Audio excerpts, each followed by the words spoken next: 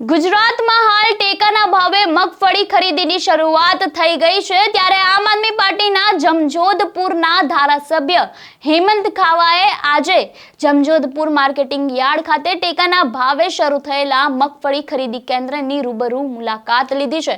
મુલાકાત દરમિયાન આપના ધારાસભ્ય હેમંત ખાવાએ ખરીદી પ્રક્રિયાની સમીક્ષા કરી અને ઉપસ્થિત ખેડૂતો સાથે સંવાદ કરીને તેમની રજૂઆતો સાંભળી છે।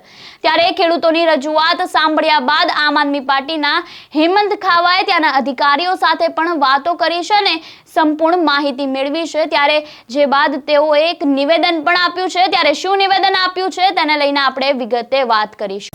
વૈષ્ણવજન તો તેને કહીએ જે પીડ પરાઈ જાનાને રે। નમસ્કાર, હું આપની સાથે પ્રિયા નાયક, આપનું નવજીવન ન્યૂઝમાં સ્વાગત છે। હાલ સમગ્ર ગુજરાતમાં માવઠાના કારણે ખેડૂતોને ઘણું બધું નુકસાન થયું છે, જેના કારણે ખેડૂતો હેરાન અને પરેશાન થઈ ગયા છે। ત્યારે આમ આદમી પાર્ટીના તમામ નેતાઓ તથા એક કાર્યકર્તાઓએ અત્યાર સુધીમાં ખેડૂતોના સમર્થનમાં અને ખેડૂતોના ન્યાય, અધિકાર અને વળતર માટે અવાજ ઉઠાવ્યો છે। ત્યારે ફરી એક વખત આમ આદમી પાર્ટી દ્વારા આવનારા સમયમાં તમામ માર્કેટિંગ યાર્ડ માટે પોતાની ટીમ જાહેર કરવામાં આવશે તેવું કહેવામાં આવ્યું છે। ત્યારે આ જ રીતે પાર્ટીના નેતાઓ તથા કાર્યકર્તાઓ માર્કેટિંગ યાર્ડની મુલાકાત લઈને ખેડૂતો સાથે તથા તેમના સાથે થઈ રહેલા અત્યાચાર અને શોષણને અટકાવવા માટે સરકારની સામે સવાલો ઉઠાવશે। ત્યારે હાલ આમ આદમી પાર્ટીએ સમગ્ર ગુજરાતમાં ખેડૂતોના મુદ્દે મજબૂત અવાજ ઉઠાવ્યો છે અને માવઠામાં જે નુકસાન ભોગવી રહ્યા છે ખેડૂતો, તેમની માટે પ્રતિ હેક્ટર ₹50,000ના વળતરની માંગ પણ કરવામાં આવી છે। ત્યારે આ અંગે જમજોધપુરના ધારાસભ્ય હેમંત ખાવા શું કહી રહ્યા છે, પહેલા આપણે તેમને જ સાંભળી લઈએ।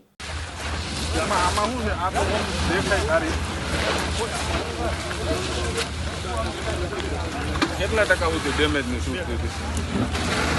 આ ડેડવો જો તો આપો ઓલો, પણ અંદર માલમાં કઈ વાંધો નથી।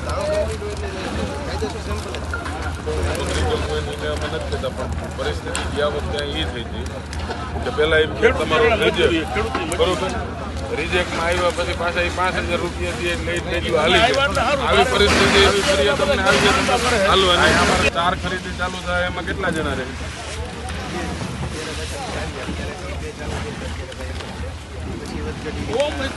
આ ફરિયાદ ના આવે, ખેડૂત ફરિયાદ આવી એટલે અમારે આવું કે હું દર સોમવારે આટો મારવા આવી 30 બારદાનનું વજન કરીને એનો જેટલો હોય એટલો કાપતા જાવ, પણ ભલે નહીં તો માની લો કે એક ખેડૂતને કેટલા બારદાન થાય? 71 બારદાન છે તો એને 71 બારદાન ધારણ કરનાર હું સમજી ગયો, પણ 900 ગ્રામનું આવી છે ત્યાં તમે કિલો કાપ્યો, એમાં તમે 100 ગ્રામ એના કરતા તમે ધારણ કરી નાખો ને 70 બારદાનનું, 71 બારદાનનું ધારણ કરી નાખો એટલે 100 ગ્રામ આ ના જાય ને। ત્યારે તેઓ દ્વારા કહેવામાં આવ્યું છે કે પંજાબમાં જે રીતે આમ આદમી પાર્ટીની સરકાર ખેડૂતોને પ્રતિ હેક્ટર ₹50,000નું વળતર ચૂકવી રહી છે, તે જ રીતે હવે ગુજરાતની સરકાર પણ પંજાબની સરકારના પેકેજનો અભ્યાસ કરે અને ગુજરાતના ખેડૂતો માટે પણ એટલું જ વળતર ચૂકવવામાં આવે તેવી માંગ કરી છે। ત્યારે હવે જોવાનું રહેશે કે આમ આદમી પાર્ટીના હેમંત ખાવા દ્વારા જે નિવેદન આપવામાં આવ્યું છે, જે રીતે તેઓએ માંગ કરી છે, જે રીતે ખેડૂતોના હકની વાત કરી છે, તેને લઈને સરકારમાં શું બદલાવ આવે છે।